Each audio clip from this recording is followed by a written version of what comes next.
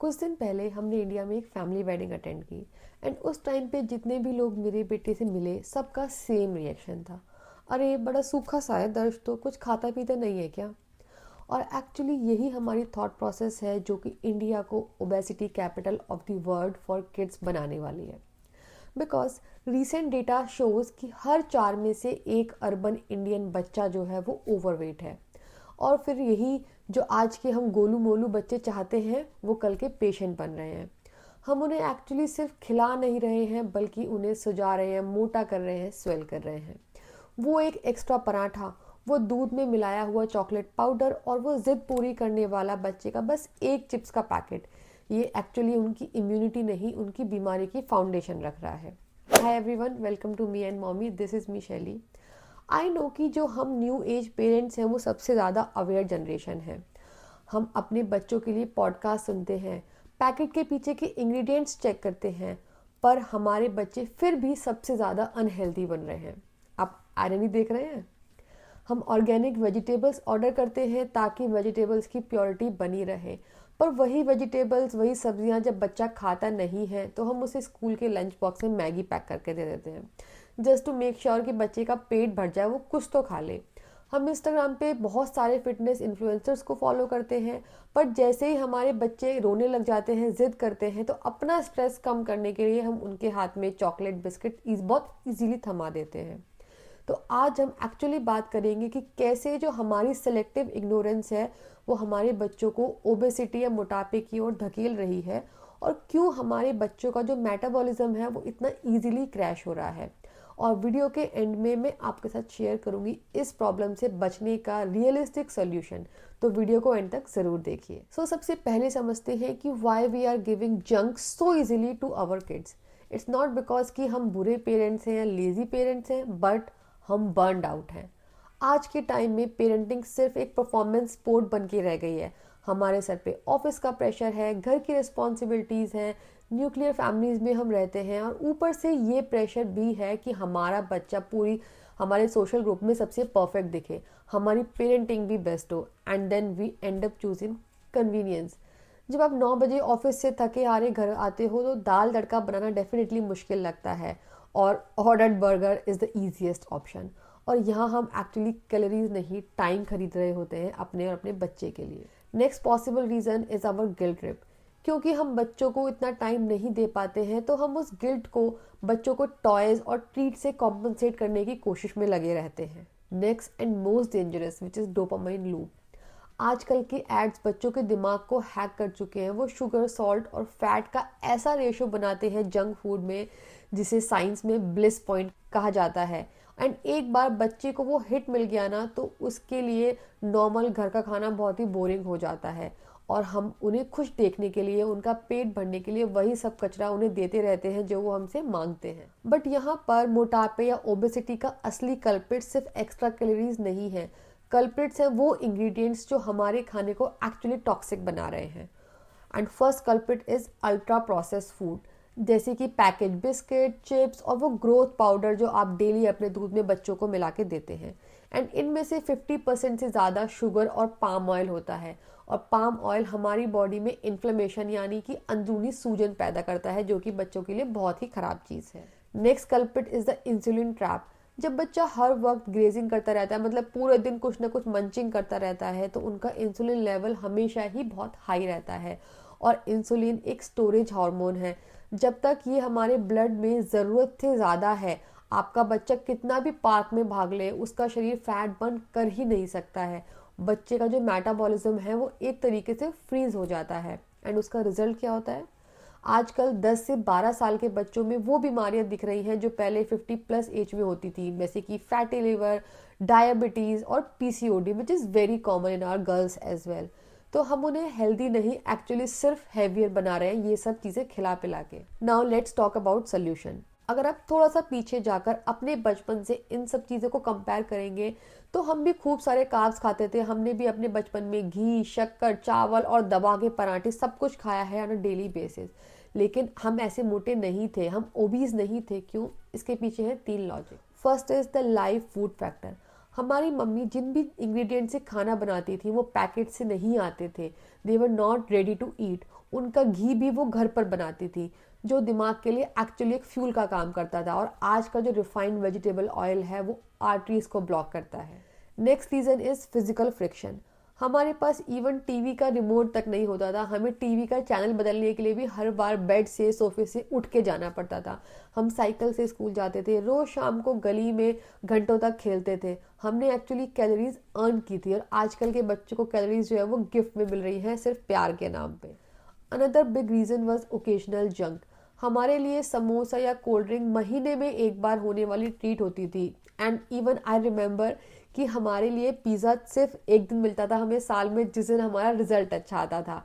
तो we were having pizza just once a year. But आज के टाइम में हमने जो ये सब चीज़ें जो ट्रीट्स होती थी हमारे बचपन में, उनको एक्चुअली मेन मील से रिप्लेस कर दिया है।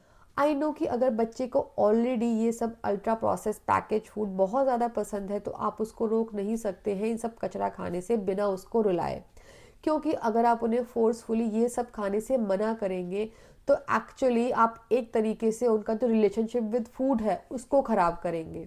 सो इस केस में as a parent we all have to change our approach. So here are few things जो हम अपने घर में फॉलो करते हैं और हमें उनसे एक्चुअली सक्सेस मिल रहा है। First is 80-20 rule. घर में हमारा जो भी खाना हम खाते हैं वो एक्चुअली 80% रियल फूड है, जैसे कि दाल, राइस, पनीर, रोटी, एप्पल, एग। और सिर्फ 20% ही ऐसी चीज़ें हैं जो बाहर का है या फ्रोज़न फूड है on a daily basis. Next is remove easy access of junk.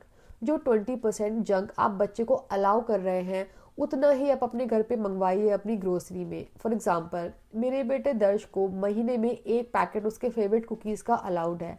तो अगर उसने वो पैकेट जल्दी भी फिनिश कर लिया तो उस मंथ में दूसरा पैकेट आएगा ही नहीं। इस तरीके से जब घर में कुछ ऑप्शन ही नहीं होगा तो बच्चे की जो जिद है वो अपने आप कम हो जाएगी।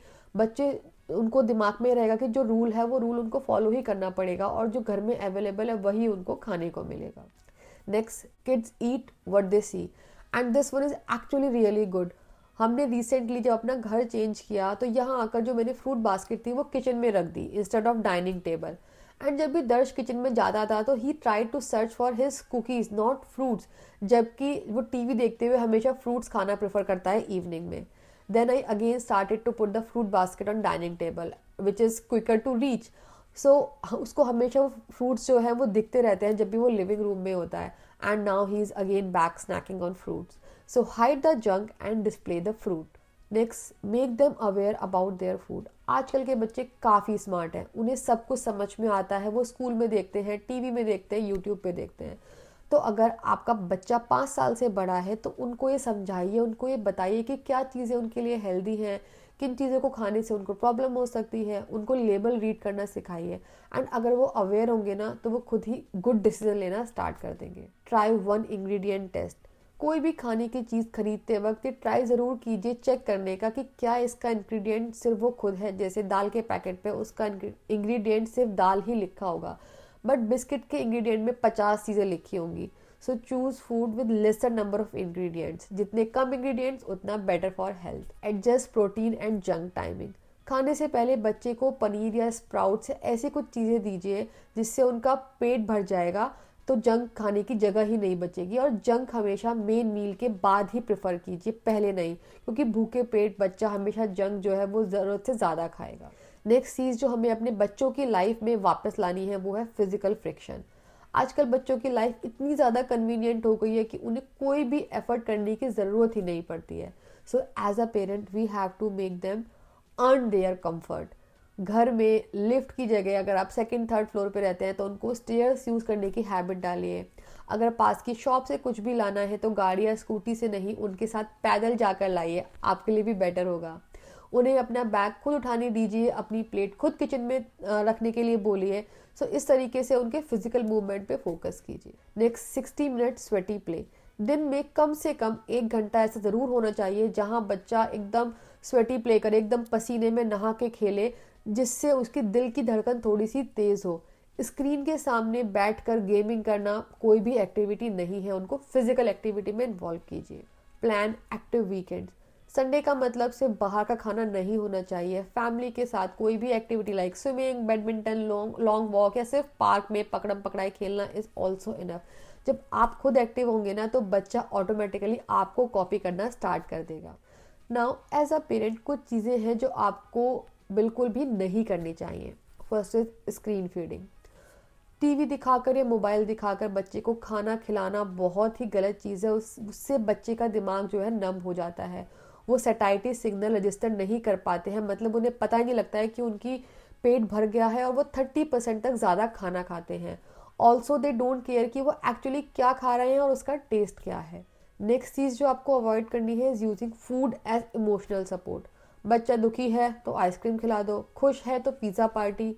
प्लीज़ खाने को फीलिंग मत बनाइए, रिवॉर्ड के लिए उनके साथ टाइम स्पेंड कीजिए, कोई न्यू बुक ला कर दीजिए, कुछ भी बेटर कीजिए, but please don't reward them with empty calories. Now the most difficult one is being a secret eater.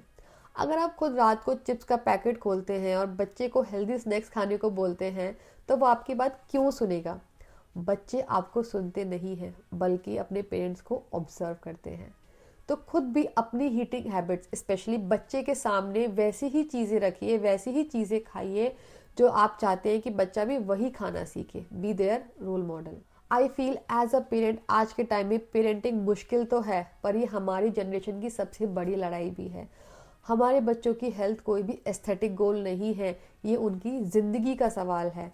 Obesity उनके कॉन्फिडेंस को तोड़ देती है, उन्हें उनके दोस्तों के बीच में बुलिंग का शिकार बनाती है और उन्हें बचपन में ही बुरा फील करवाना स्टार्ट करती है, और ना जाने कितनी सारी बीमारियों को इनविटेशन देती है बहुत ही कम एज में। क्या हम अपने बच्चों को ये लीगेसी देना चाहते हैं? उन्हें गोलू मोलू बनाना बंद कीजिए और उन्हें एक्टिव और एनर्जेटिक बनाने पे फोकस स्टार्ट कीजिए।